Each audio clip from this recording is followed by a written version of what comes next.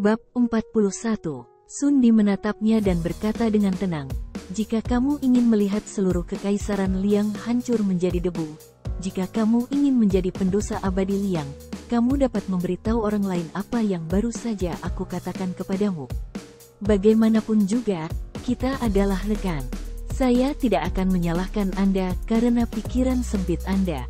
Ini salahku bahwa pikiranku tidak dapat dipahami oleh semua orang. Tapi, apakah kamu menginginkan Jenderal Chu? Bukankah kamu merusak kebahagiaannya?" Sun Di menggelengkan kepalanya dan tertawa sambil menepuk pundak Taiyu. "Meskipun saya percaya bahwa Jenderal Chu tidak memiliki ambisi, saya harus menjaganya.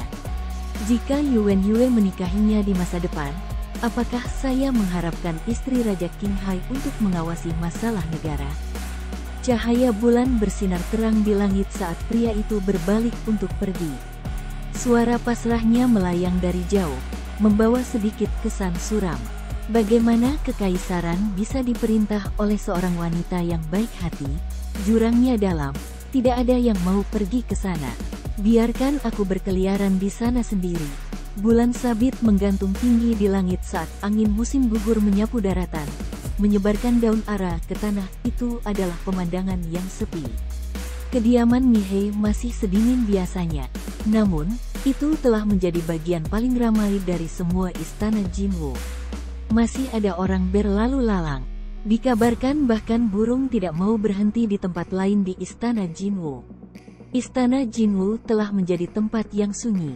Tidak ada lagi perayaan, jamuan makan, penari dongho bermata biru, atau nyanyian sepanjang malam. Istana jatuh ke dalam keadaan terisolasi, bahkan burung bulbul meninggalkan istana. Suara napasnya sendiri bahkan bisa terdengar saat seseorang berjalan melintasi istana. Semua orang melanjutkan hidup mereka dengan tenang, tampaknya berusaha untuk tidak mengejutkan jiwa yang tersisa dengan gerakan keras. Potongan-potongan kain putih disampirkan di seluruh istana, menutupi kemewahan dan kemewahan yang dulu dimiliki tempat ini. Setiap hal di tempat ini menangis untuk orang itu, termasuk pohon ara, air jernih, setiap bangunan, halaman, dan gunung buatan manusia. Kaisar baru saja tertidur di tempat tidur Chu Qiao. Hari itu, dia menyaksikan ibunya, Permaisuri Yuan, bunuh diri. Sejak saat itu, dia tidak bisa tidur nyenyak. Dia mengerutkan kening saat dia tidur, tampaknya dalam keadaan ketakutan, bahkan dalam mimpinya. Raja Rong berbaring di buayan lain saat dia tidur nyenyak, senyum di tepi bibirnya. Dia mirip ayahnya. Chu Qiao duduk di depan jendela karena dia tidak merasa lelah. Sebuah lilin putih menyala di latar belakang, memberikan sumber cahaya redup. Semburat merah terlihat di bawah cahaya lilin. Dia memegang setumpuk tebal surat yang belum dibuka di tangannya. Sama seperti itu, dia duduk di sana selama lebih dari 4 jam. Kata-kata Sun Di terlintas di benaknya sekali lagi. Dia berbalik dan melihat dua wajah yang dikenalnya dari anak-anak kecil itu, saat dia merasa tertegun. Benar-benar orang yang licik, gumam Chu Qiao pada dirinya sendiri sambil tersenyum. Dia memikirkan ekspresi pria itu terakhir kali dia mengucapkan kata-kata itu. Orang ini tidak dapat disangkal cerdas dan mampu membaca pikiran siapapun. Namun, bagaimana mungkin dia tidak bisa membaca pikirannya? Apakah Yuan Yue akan marah padanya? Apa yang tertulis dalam surat-surat itu? Apakah dia akan memarahinya, membencinya, atau mengomelinya? Mungkin, dia akan melakukan semua itu. Tiba-tiba, dia mengingat kata-kata yang dia katakan padanya malam itu. Di bawah sinar bulan, saat pepohonan bergoyang, dia berbalik, menatapnya dengan wajah tampannya dan bertanya perlahan, "Perjalanan belum berakhir. Mungkin ada perubahan di sepanjang jalan. Apakah kamu takut?" Saat itu, angin sepoi-sepoi saat cuaca hangat. Lengan bajunya tampak seperti kupu-kupu yang berterbangan di udara saat tersapu angin. Dia mengesampingkan semua perasaan khawatirnya, menertawakannya, dan mengatakan bahwa dia tidak takut. Kemudian, dia memberikan senyum lembut. Itu adalah sikap yang jarang terlihat darinya, tidak ada kecanggungan, tidak ada kebencian, dan tidak ada niat untuk bertengkar. Itu adalah senyuman tulus. Di bawah sinar bulan, dia menundukkan kepalanya dan mencium sisi bibirnya saat dia meletakkan tangannya di punggungnya, menyerap setiap ons wewangiannya dan hidup dalam momen indah yang telah dia impikan selama bertahun-tahun. Waktu telah menjadi kendala abadi yang menghalangi jalan mereka. Namun, hubungan mereka bertahan dalam ujian waktu karena tetap kuat selama ini. Dia mengulurkan tangannya dan meremas surat-surat itu, meletakkannya di atas cahaya lilin. Percikan api menelan surat-surat itu saat mereka berubah menjadi tumpukan abu. Masih terlalu banyak pasang mata di istana yang sepi ini. Ketika Sun Di tiba keesokan harinya, Chu Qiao telah berdandan. Dia berpakaian merah dan emas, dihiasi aksesoris dengan warna yang sama. Dia adalah gambar cahaya. Sun Di menatap Chu Qiao, tertegun. Setelah beberapa saat, dia berhasil tersenyum ketika dia berkata, "Nona, sepertinya kamu sudah menyortir pikiranmu." Wanita itu sedang duduk di kursi utama aula utama. Sinar matahari menyilaukan saat menyinari tubuhnya. Meski mengenakan pakaian flamboyan, tatapan serius di matanya tidak berkurang. Dia menatap Sun Di dengan tegas, dan berkata dengan nada dingin, "Tidak apa-apa. Saya pikir saya tidak mengecewakan Anda." Sun Di sedikit terguncang, tetapi mempertahankan ketenangannya sambil menundukkan kepalanya. "Saya tersanjung dengan ucapan Anda, Nona." Chu Qiao tidak mengatakan apa-apa lagi saat dia melambaikan tangannya. "Saya pikir Anda sudah tahu bagaimana menangani situasi ini. Terserah Anda untuk memutuskan." "Ya, aku tidak akan mengecewakanmu." Dalam sekejap, sapaannya telah berubah. Dia berbalik, merasa sulit bahkan untuk memberikan senyum dingin. Sun Di ragu-ragu sejenak sebelum dia menyelidiki. Upacaranya akan dilakukan dalam 3 hari. 3 hari, Chu Qiao mengangkat alisnya. "Apakah akan terlalu terburu-buru?" "Tidak apa-apa, saya akan mempercepat departemen upacara dan ritus." "Bagaimana dengan dekret kekaisaran dan surat pernyataan resmi?" Sun Di tersenyum dan menjawab dengan alami, "Nona, apakah kamu lupa? Surat yang diberikan oleh mendiang kaisar untuk memberimu gelar puteri belum diisi dengan nama.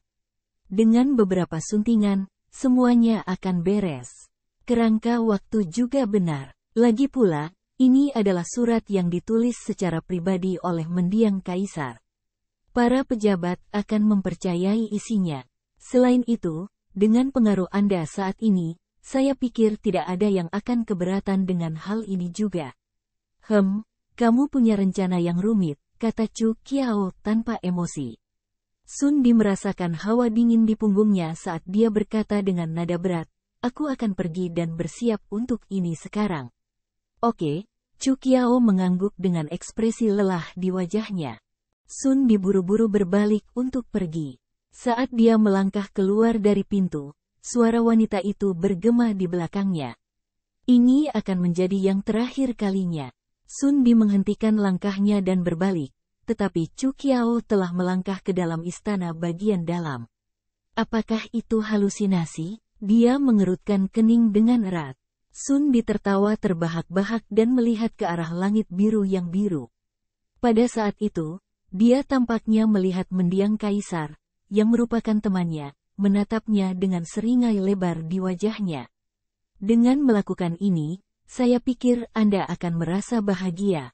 Bahkan jika kamu tidak terlihat seperti itu, saya pikir kamu pasti meledak dengan kegembiraan di dalam." Sun Di menarik napas dalam-dalam dan menutup matanya dengan tenang. "Tidak apa-apa jika kamu membenciku. Selama saya mempertahankan garis keturunan keluarga Xiao dan kekaisaran Liang, semuanya akan sia-sia." Pada hari kelima bulan ke-10, menurut dekret kekaisaran mendiang kaisar, Jenderal Xiuli diumumkan sebagai selir kekaisaran kerajaan Liang. Dia bersumpah di bawah segel kerajaan bahwa jika dia memiliki anak di masa depan, dia akan menjadi permaisuri Liang.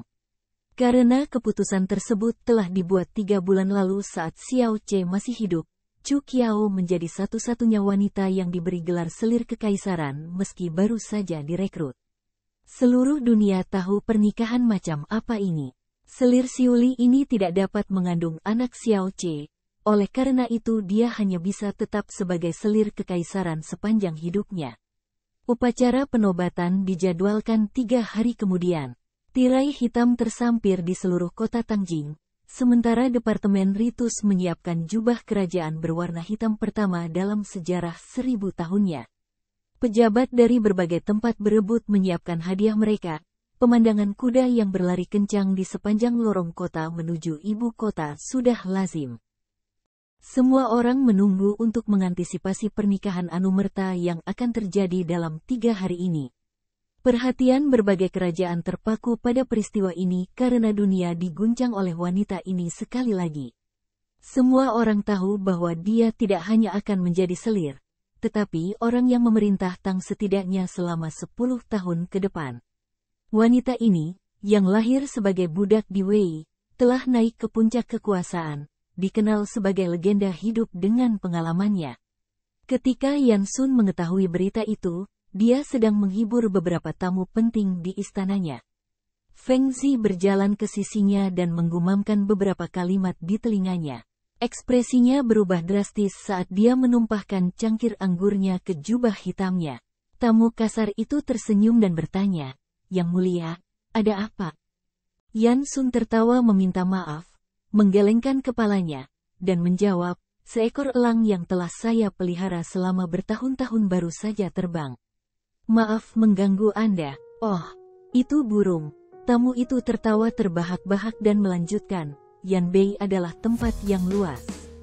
Jika Yang Mulia menaklukkan Wei di masa depan, Anda akan memiliki dunia, dan segala sesuatu di tangan Anda. Namun, karena Anda menyukai elang, saya akan mengirim seseorang untuk menangkapnya untuk Anda. Semoga Anda mendapatkan yang terbaik dalam penaklukan Anda." Putaran tawa hangat lainnya bergema keluar dari istana Suofang, bergema melintasi dataran luas dataran tinggi Yanbei. Dunia itu besar, nasib benar-benar seperti anak panah. Setelah dirilis, tidak akan ada titik pengembalian. Malam itu, Yan Sun mendaki pegunungan Luari dan mencapai Istana Nada bersama beberapa bawahannya. Istana itu masih spektakuler seperti dulu. Dia duduk di sana untuk waktu yang lama, saat matahari terbenam, mewarnai lanskap dengan warna merah cerah seperti bunga huoyun di dataran Huolei. Saat anggur menetes ke tenggorokannya, penglihatannya menjadi kabur. Sorot matanya tidak lagi tegas, saat dia mulai tampak tersesat. Karena tidak ada seorang pun di sisinya, dia memiliki ruang untuk membiarkan pikirannya beristirahat. "Ah Chu, menikahlah denganku. Oke, aku akan selalu memperlakukanmu dengan baik. Aku akan selalu mempercayaimu. Ah Chu, setelah konflik di timur berakhir, ayo menikah. Ah Chu, semua badai telah berlalu, tapi kita masih bersama. Semuanya akan berubah, kecuali kita. Kami tidak akan mengubah." Tawa rendah bergema dari istana, mengejutkan Feng Zi. Dia berbalik ketika dia mendeteksi aroma anggur. Yang Mulia tidak terbiasa minum anggur. Sejak orang itu pergi, arak menjadi kebutuhan baginya. Saat Feng Zi memikirkan orang itu, dia mulai merasa sedih. Pada akhirnya, mereka adalah dua jiwa sedih yang telah terpisah satu sama lain. Mereka menjalani hidup mereka dalam kesakitan. Tidak ada pihak yang dapat menemukan kedamaian. Angin Yanbei mulai terasa lebih dingin saat musim dingin mendekat sekali lagi.